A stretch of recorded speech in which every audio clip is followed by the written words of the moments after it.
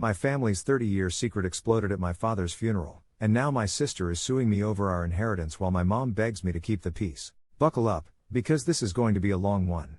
I, 38F, am still in shock about everything that's happened in the past 3 weeks, and I need some perspective from people who aren't emotionally involved.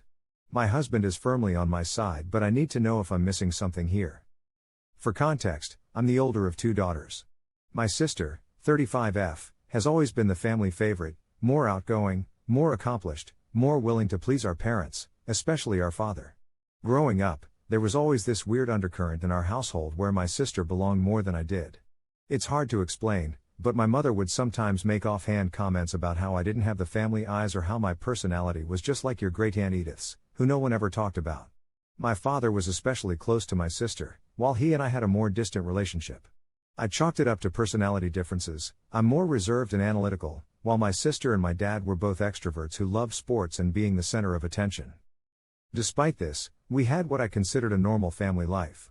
We weren't extremely close, but we got along well enough. After college, I moved about 4 hours away for work, met my husband, and settled into my own life. We visit my hometown for holidays and special occasions, but not much more than that. My sister stayed in our hometown, married a local guy, and had 3 kids who my parents absolutely adored. She lived about 10 minutes from my parents' house and saw them multiple times a week. 3 weeks ago, my father died suddenly of a heart attack at 68. It was unexpected and devastating. I immediately drove home to be with my mother and sister and help with funeral arrangements. The first few days were a blur of grief and logistics, notifying people, planning the service, dealing with the immediate aftermath. The funeral was well attended. My father was prominent in the community. He owned a successful construction business that he'd built from nothing, served on the city council for years, and coached Little League. During the reception after the service, an older man I didn't recognize approached me. He looked to be in his 70s, well-dressed, and seemed emotional. He introduced himself as Robert, an old friend of my father's from college. "I just wanted to meet you," he said, looking at me in this intense way that made me uncomfortable. "John spoke of you often. He was very proud, you know, even if he wasn't always able to show it." I thanked him and was about to excuse myself when he said something that stopped me in my tracks. "You look just like your mother. The real one, I mean." I stared at him, completely confused. "Excuse me?" He looked horrified, like he'd made a terrible mistake. "I'm so sorry, I thought you knew. I assumed since John was gone now." He trailed off, then quickly mumbled something about needing to pay his respects to my mother and hurried away. I was stunned. I tried to find him again later, but he had left. I spent the rest of the reception in a daze, mulling over his words, wondering if I had misunderstood or if he was confused. That night, after everyone had gone and it was just me, my mother, and my sister at the house, I decided to ask about it. We were sitting in the living room, emotionally exhausted but unable to sleep, when I brought it up. "Mom, something strange happened at the reception today. A man named Robert told me I looked like my real mother. Do you know what he might have been talking about?" The look on my mother's face is something I'll never forget. It was like watching someone's world collapse in real time. She went pale, then burst into tears. My sister looked between us in confusion. Through her tears, my mother confirmed what I had begun to suspect: I was not her biological child. My father had had an affair with a woman named Catherine when he and my mom had been married for just a year. When Catherine got pregnant, she didn't want to be a mother. My parents were struggling with infertility at the time, so they agreed to adopt me when I was born. No one outside of my parents, Catherine, and apparently this Robert person knew the truth. They had moved to a different city for a few months and returned with a baby, telling everyone they had conceived naturally. My sister was as shocked as I was. She had no idea either. "We were going to tell you when you turned 18, my mother sobbed, but your father couldn't do it. He was afraid it would change how you felt about him, about us. Then years passed, and it just got harder to find the right time. I wanted to tell you so many times, but he forbade it." I felt like I was having an out-of-body experience. 38 years of my life suddenly looked completely different in retrospect. All those little comments about not having family traits, the distance I always felt from my father, the preference for my sister, it all made a horrible kind of sense now. "Do you know anything about her? About Catherine?" I asked. My mother nodded. "She was an artist. She moved to Europe after you were born. Your father kept track of her for a while, but they eventually lost touch. She died about 15 years ago, cancer." I don't remember much of the rest of that conversation. I was too numb. I went back to the guest room eventually and just lay there, staring at the ceiling, trying to process this bombshell. The next morning, things got even more complicated.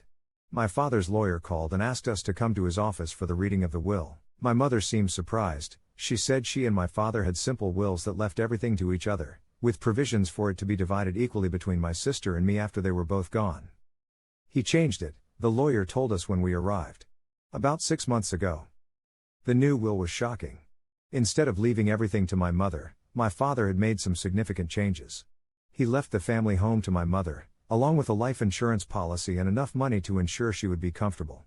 The rest of his estate, including his business, several investment properties, and a substantial stock portfolio, was divided 70-30 between me and my sister, with me getting the larger portion. My sister exploded. This makes no sense. Dad would never do this. She doesn't even care about the business. I'm the one who worked with him for the past 10 years. My husband and I were planning to take it over completely when Dad retired.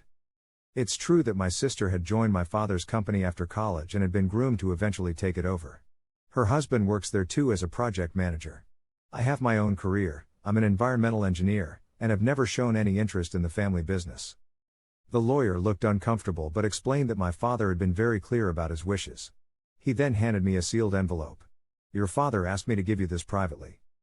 Later, alone in my car, I opened the letter. It was several pages long, handwritten by my father. In it, he finally told me his side of the story about my birth and adoption.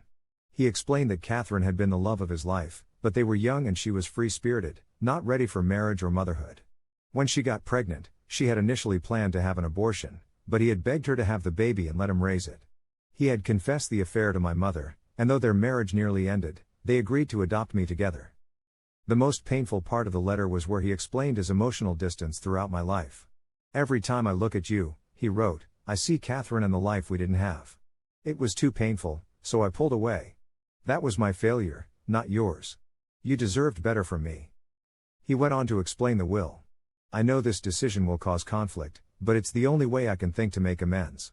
The truth is, I've favored your sister her entire life while keeping you at arm's length because of my own guilt and regret. This inheritance is my attempt to balance the scales.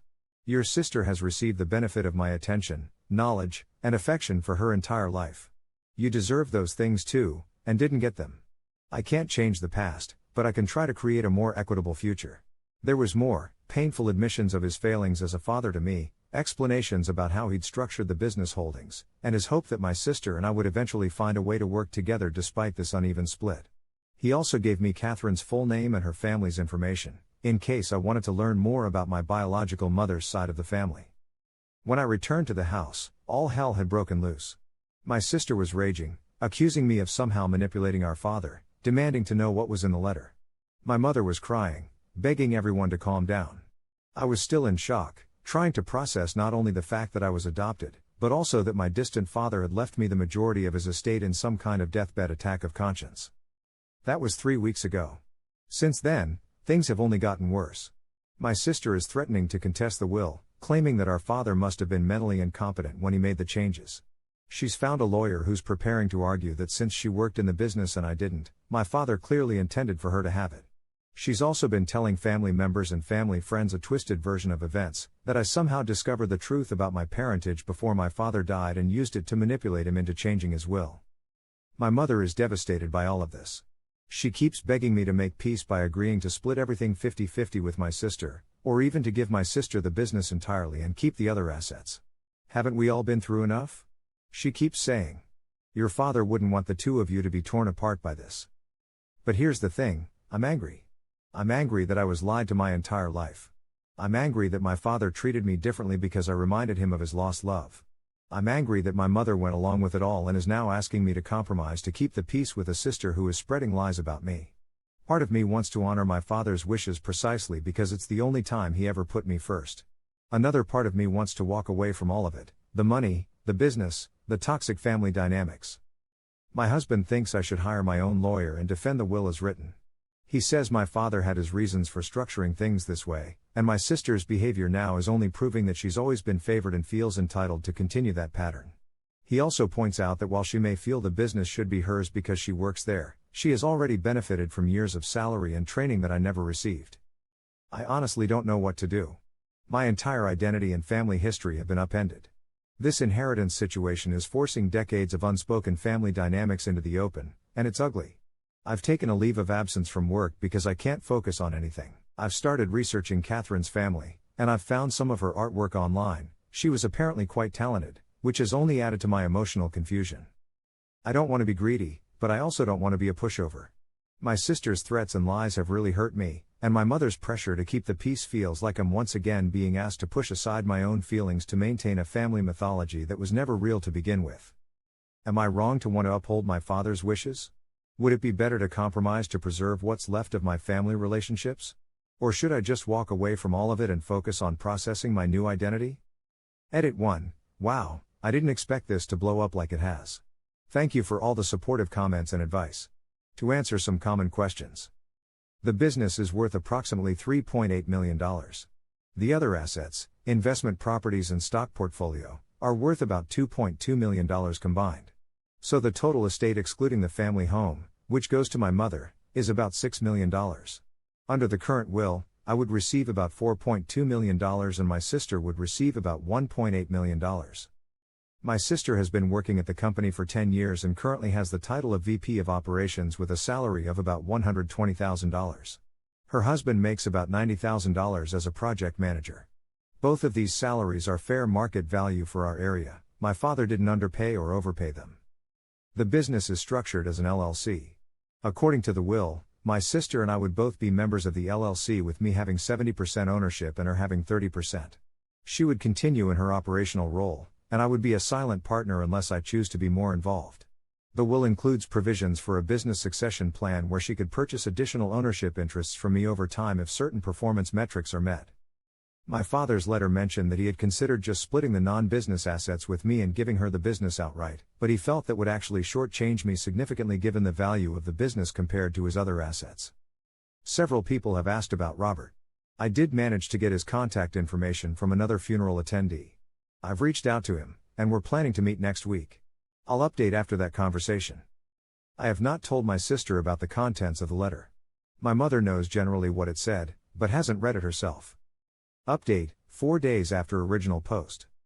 Thank you all for your comments and support. A lot has happened in the past few days. Based on your advice, I hired my own lawyer who specializes in estate litigation.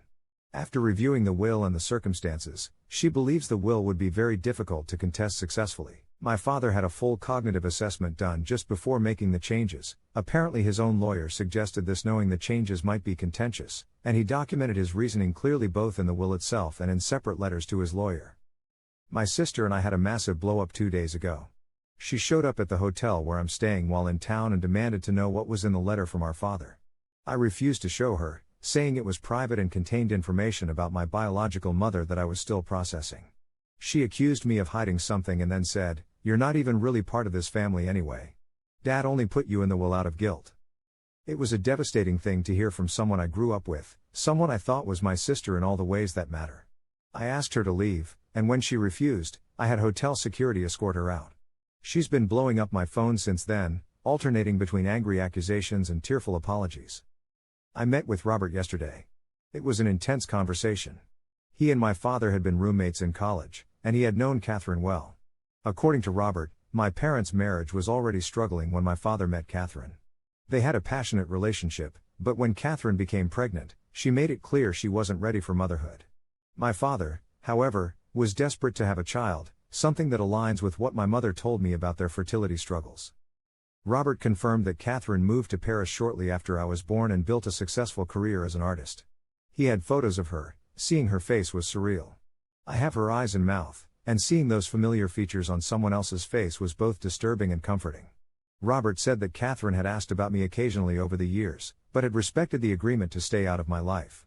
When she was diagnosed with cancer in her early 50s, she had apparently considered reaching out but ultimately decided it would be selfish to drop into my life only to exit it again so soon. Robert also gave me a small package, a watercolor painting Catherine had done of wildflowers that she'd given him years ago. "She would want you to have something she created," he said. "It's now sitting in my hotel room, and I still don't know how I feel about it." The most shocking revelation from my meeting with Robert was that my father had stayed in contact with him specifically to keep a distant eye on Catherine and her family over the years. Robert thinks my father never really got over her, despite building a life with my mother and having another child. After meeting with Robert, I finally told my husband the full contents of my father's letter. He was as shocked as I was by some of the revelations, particularly my father's admission about his emotional distance. After thinking it through together, we came up with a potential compromise. I would maintain the 70% ownership of the business as specified in the will, but I would enter into a formal agreement with my sister that she would continue to run day-to-day operations. Her position and salary would be secure as long as the business continues to perform adequately. I would establish a clear path for her to purchase additional ownership shares from me over time if she wishes. In the event that I ever decided to sell my ownership stake, she would have right of first refusal. This plan would honor my father's wishes while providing my sister with the security and recognition she's seeking. It would also allow me to remain mostly uninvolved in the business while ensuring I receive the inheritance my father intended for me. I presented this plan to my sister through my lawyer today. Her initial response was to reject it outright, but her lawyer has advised her to consider it, as it's likely better than what she might receive if she contests the will and loses. My mother is still urging me to give up more to keep the peace, which is increasingly frustrating. I finally told her yesterday that her pressure was making things worse, not better, and that after lying to me for 38 years, she might consider giving me some space to make my own decisions about this situation. It was harsh, but I think necessary. She's been much quieter since then. I'm still processing everything, but your comments have helped me see that I'm not wrong to stand up for myself here. For too long, I accepted being second best in my family without understanding why. Now that I know the truth, I'm not willing to continue that pattern just to maintain a false harmony. I'll update again once my sister has given her final response to my proposed compromise. Edit 2. Several people have asked about the family dynamics growing up and whether there were signs I was adopted. Looking back, there were definitely clues that something was different about me. My sister looks exactly like my father's side of the family, same blue eyes, same nose, same dimples when she smiles. I have hazel eyes and completely different facial features. There are no baby pictures of me before about 3 months old, whereas my sister's baby album includes hospital photos, coming home photos, etc. I was always described as taking after distant relatives on my mother's side whom we rarely saw. My father had this weird resistance to discussing my birth. When school projects required baby stories or birth information, my mother always handled it. When I was about 12, I overheard an argument where my mother said something like she deserves to know and my father responded we agreed never to tell. I just didn't put these pieces together, why would I? I had no reason to question my parentage. Kids accept the reality they're presented with. Update, 2 weeks after original post. The situation has evolved significantly since my last update. After several days of tense negotiations through our lawyers, my sister finally agreed to my compromise proposal regarding the business. However, the process revealed some information that has complicated things even further. During the negotiations, my sister's lawyer mentioned that she had been promised verbally by our father that she would inherit the business outright upon his retirement or death. When pressed for evidence, my sister provided emails between her and my father from about 2 years ago where he did indeed discuss a succession plan that would make her the sole owner of the company. However, there was nothing legally binding, and the emails ended with him saying he needed to figure out the fair way to handle everything and would speak with his financial advisors and lawyers about the best approach. This revelation made me curious about what had prompted my father's change of heart between those emails and the new will 6 months ago. I asked Robert if he knew anything about it, and his response was enlightening. Apparently, my father had reached out to Robert last year after receiving a terminal diagnosis. He had been diagnosed with a slow-growing form of cancer and had been given 1 to 3 years to live. He chose not to tell any of us about this diagnosis, not wanting to burden us or be treated differently. The heart attack that killed him was unexpected and unrelated. According to Robert, the diagnosis had caused my father to reevaluate his life and his relationships. He had expressed regret about his relationship with me and had been making plans to try to reconnect, but hadn't found the courage before his sudden death. The will changes were part of his attempt to make amends for what he saw as a lifetime of emotional neglect. When I shared this information with my mother, she broke down completely. She admitted that she had known about his cancer diagnosis but had sworn to keep it secret at his insistence. She also revealed something she hadn't mentioned before. My father had wanted to tell me about my adoption when I was 18, but she had been the one to convince him to keep it secret, fearing it would damage our family relationships. I was afraid you would want to find Catherine, she admitted through tears. I was afraid of losing you to her, even though I knew she had no interest in motherhood. It was selfish, and I've regretted it for years.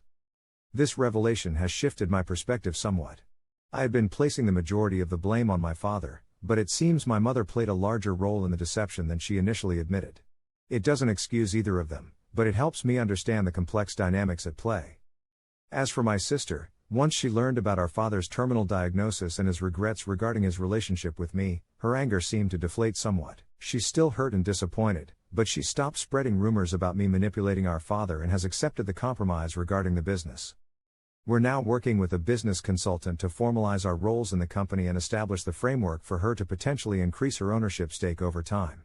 I've made it clear that I have no interest in being involved in day-to-day operations, which seems to reassure her that I'm not trying to take over her domain. On a personal level, I've been doing a lot of research about Catherine and her family. I've connected with a cousin of hers who lives in London and has been incredibly welcoming. He's shared stories and additional photos, and it's been surreal to discover this entire branch of my biological family that I never knew existed. I'm planning a trip to Europe next month to meet some of them in person and to see the gallery in Paris where some of Catherine's work is still displayed. My mother and I are in a complicated place. I'm still angry about the decades of deception, but I'm trying to understand the fear and insecurity that drove her decisions. We're starting therapy together next week to work through some of these issues. I don't know if our relationship will ever be the same, but I'm willing to try to build something new and more honest.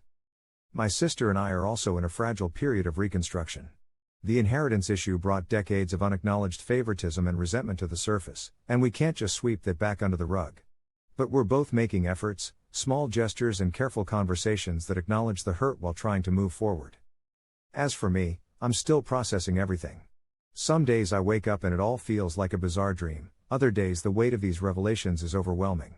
My identity has been fundamentally altered, and I'm still figuring out what that means for me going forward. But I'm also finding strange moments of peace. There's something liberating about finally understanding the distance I always felt, about knowing it wasn't my imagination or my fault. And while I'm grieving the relationship I never had with my father, I'm also grateful for his final attempt to make amends, imperfect as it was. Thank you all for your support and advice throughout this crisis. It's been invaluable to have objective perspectives during such an emotionally chaotic time. Final update, 6 weeks after original post. I wanted to provide one final update since so many of you have followed this journey with me and offered support. The business transition is proceeding smoothly. The formal agreement between my sister and me has been finalized, with her maintaining operational control while I remain a silent partner. We've established clear metrics for company performance and a structured plan for her to purchase additional ownership shares from me over the next 10 years if she chooses. Her husband continues in his role as project manager, and the employees seem to have adjusted well to the new arrangement. The trip to Europe to meet Catherine's family was transformative.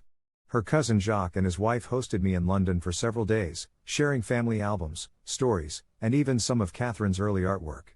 I learned that artistic talent runs through her family. Jacques is a sculptor, and his daughter is studying fashion design. It was strange and wonderful to see elements of myself reflected in these people who were strangers just months ago. In Paris, I visited the small gallery that still displays some of Catherine's work. Standing before her paintings, seeing her vision, her perspective captured in color and light, was an emotional experience I can't fully describe. The gallery owner had known her personally and shared stories of her vibrant personality and dedication to her craft. She lived exactly as she wished, he told me. No compromises. While in Paris, I also met with an old friend of Catherine's who shared something unexpected. Apparently, Catherine had kept a small album of photos of me that my father had sent her over the years. After her death, this friend had kept the album, unsure what to do with it. She gave it to me, and looking through it was surreal, my school photos, graduation pictures, even my wedding announcement from the local newspaper. Despite her decision not to be part of my life, Catherine had apparently wanted to know who I was becoming from afar. Back home, my relationship with my mother continues to evolve. Therapy has been challenging but productive. She's finally talking openly about the fear and insecurity that drove her to maintain the secret for so many years, and I'm working on forgiveness. It's a slow process, but there's progress. She's also shared more memories of my early childhood, stories I'd never heard before about how attached to me she became immediately, how fiercely protective she felt, how terrified she was that Catherine would change her mind. My sister and I are rebuilding too. The shock of all these revelations seems to have reset our relationship in some ways. We're having more honest conversations about our experiences growing up, acknowledging the different ways we were treated without blaming each other for it. Last week, she invited me to her son's birthday party, a small gesture, but meaningful after all the conflict. During the party, She pulled me aside and apologized for saying I wasn't really part of the family. "You're my sister," she said. "That's never going to change, no matter what some DNA test might say." As for me, I'm finally finding my footing in this new reality. I've returned to work, though with a slightly different perspective on my priorities. I've started painting, nothing serious, just an exploration of a connection I might share with Catherine. My husband has been my rock through all of this, providing support while giving me space to process everything in my own way. I've also been thinking a lot about identity and what makes us who we are. I am still the same person I was before I knew about my adoption, yet everything looks different now.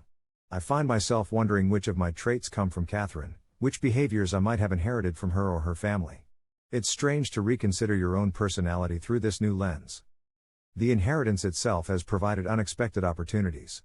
After setting aside the business shares, I've established a trust for my sister's children's education and made a donation to a cancer research foundation in Catherine's name. I'm also considering funding an annual scholarship at the art school Catherine attended, to honor her creative legacy. I won't say that everything is resolved or that all wounds are healed. There are still difficult days and uncomfortable conversations ahead. But the acute crisis has passed, and we're all finding ways to move forward with this new understanding of our family history. Thank you all again for your kindness, advice, and support during the most challenging period of my life. While I never expected to find myself in this situation, I'm cautiously optimistic about what lies ahead, a life built on truth rather than secrets, with a fuller understanding of where I came from and who I am. Edit 3. Many people have asked if I'm angry at Catherine for giving me up. Honestly, I'm not. From everything I've learned about her, she was honest about who she was and what she wanted from life. She didn't pretend she was ready to be a mother when she wasn't. And in a way, her decision gave me my mother, who, despite her flaws and the lies, did love me and raise me as her own. I think I would have been angrier if Catherine had kept me and then been a reluctant, resentful mother. Instead, she made a choice that allowed both of us to live the lives we were meant to have. If anything, I feel a strange sort of gratitude toward her, and a connection I can't quite explain when I look at her artwork.